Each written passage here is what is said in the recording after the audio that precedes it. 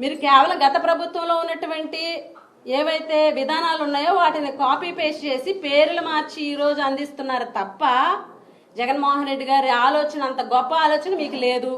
ఆ ఇంప్లిమెంటేషన్లో కూడా లోపాలే. ఏదైతే గతంలో ఉన్నటువంటి విధానాలను పక్కన పెట్టడం, ఇది తప్ప చేసింది ఏమీ లేదు, ఒరిగింది ఏమీ లేదు ఈ ప్రభుత్వం అని చెప్పేసి ఈ సందర్భంగా తెలియజేస్తున్నాం.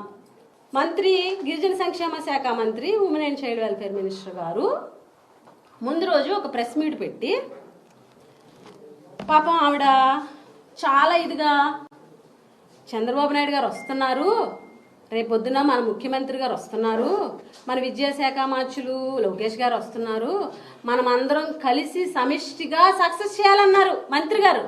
ఆ మనంలో మీరేరండి మంత్రి గారు, మీరెందుకు లేరు? మీకు ఆహ్వానం లేదా, లేకపోతే వద్దని చెప్పేసి మొహమ్మద్ చెప్పేశారా, లేకపోతే ఏంటి? మీరు ఎప్పుడు మాట్లాడిన గిరిజనులు అంటే అంత చులకన, జగన్మోహన్ రెడ్డికి గిరిజనులు అంటే అంత చులకన, మాజీ ముఖ్యమంత్రికి అంటారు కదా.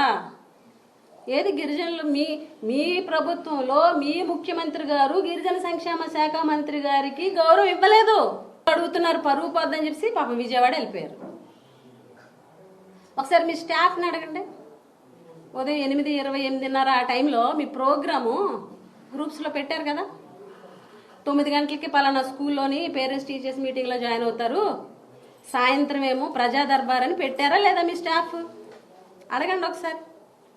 మరి హుటాహుటిన నన్ను అక్కడ పాల్గొమన్నారని చెప్పి హుటాహుటిన విజయవాడ వెళ్ళిపోయారు అంటే క్లియర్ కట్గా మిమ్మల్ని రావద్దు అన్నటువంటి ఇన్స్ట్రక్షన్స్ ఉన్నాయి కాబట్టే మీరు ఆ కార్యక్రమంలో పాల్గొలేదు.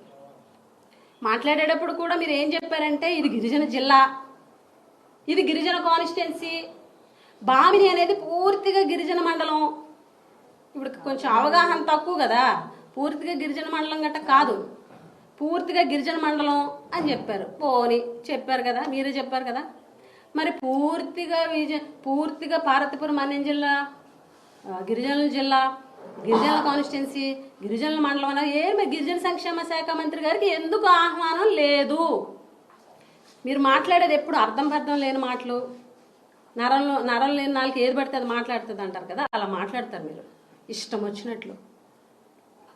ఇప్పుడు మీరు ముఖ్యమంత్రి గారు వస్తున్నారు, ప్రోగ్రాం విజయవంతం చేయండి, ఆ ప్రోగ్రాం వరకు కన్ఫైన్ అవ్వాలి. అది మానేసి జగన్మోహన్ రెడ్డి గారిని విమర్శించడం, జగన్మోహన్ రెడ్డి గారిని వ్యక్తిగతంగా విమర్శించడం, ఎప్పుడైనా సరే సంజయ్ రాణి గారిని ఎవరు ప్రశ్నించినా దానికి సంబంధించి ఆవిడ నుంచి ఆన్సర్ రాదు.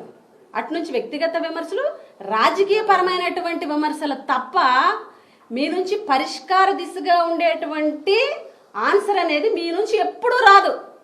ఎన్ని స్కూళ్ళు ఉన్నాయో గతంలో మీరు మాట్లాడినప్పుడు ఏం మాట్లాడారు? ఆశ్రమ స్కూల్స్ ఎన్ని ఉన్నాయని చెప్పారు, గురుకులాలు ఎన్ని ఉన్నాయో చెప్పింది నేను, ఆశ్రమ స్కూల్స్ ఎన్ని ఉన్నాయో చెప్పింది నేను, టోటల్ స్కూల్స్ ఎన్ని ఉన్నాయో చెప్పింది నేను చెప్పిన తర్వాత నేర్చుకుని అవే మాట్లాడతారు. మీరు చెప్తున్నారు జగన్మోహన్ రెడ్డి గారిని విమర్శిస్తున్నారు. ఇంకేమంటారంటే అసలు ఒక్క ఆర్ఓ ప్లాంట్ అయినా సరే, ఒక్క ఆర్ఓ ప్లాంట్ కట్టారా, ఒక రోడ్డు వేశారా? గతంలోని కురుపం కాన్స్టిట్యున్సీకి వచ్చి అమ్మా మంత్రి గారు నువ్వు ఓపెన్ చేసిన రోడ్డు మేము కట్టిందే, మేము నిర్మించిందే. మీకు నిజంగా దమ్ము ధైర్యం ఉంటే ఫీల్డ్లోకి వెళ్దాం రండి. సాలూరైనా పర్లేదు, కురుపమైనా పర్లేదు, పాలకొండ అయినా పర్లేదు, పార్వతీపురం అయినా పర్లేదు, ఎక్కడికి వెళ్దామంటే అక్కడికి వెళ్దాం.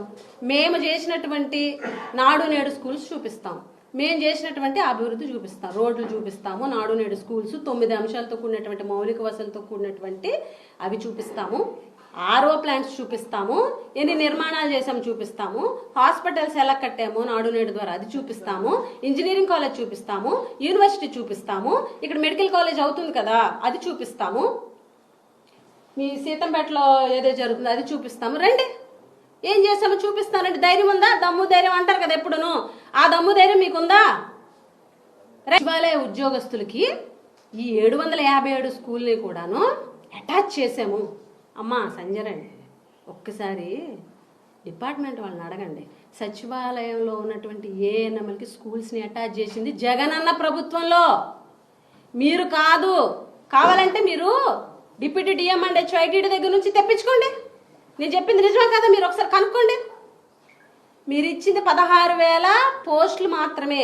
మీరు ఎలక్షన్ ముందు మెగా డిఎస్సి అని చెప్పేసి 30,000 50,000 అని చెప్పి 16,000 ఇచ్చారు. ఆ 16,000 కూడా ఎగ్జామ్ అయ్యి పోస్టింగ్ ఇచ్చారు. సంవత్సరం పట్టింది మీకు.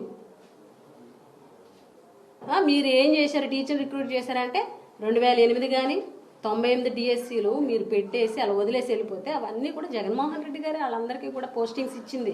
మీరు వదిలేసిన పోస్టింగ్లన్నీ కూడా జగన్మోహన్ రెడ్డి గారి ప్రభుత్వంలో ఇవ్వడం జరిగింది. కాంట్రాక్ట్ జూనియర్ లెక్చరర్స్కి రెగ్యులరైజేషన్ చేశారు. హాస్పిటల్స్లో పనిచేస్తున్నటువంటి చాలా మందికి కాంట్రాక్ట్ ఉద్యోగులు అందరికీ కూడా రెగ్యులరైజ్ చేశారు. 1,30,000 పోస్టులు ఇచ్చారు. 60,000 పోస్టులు హాస్పిటల్స్లో ఇవ్వడం జరిగింది. ఇవన్నీ మీకు తెలుసా తెలీదా?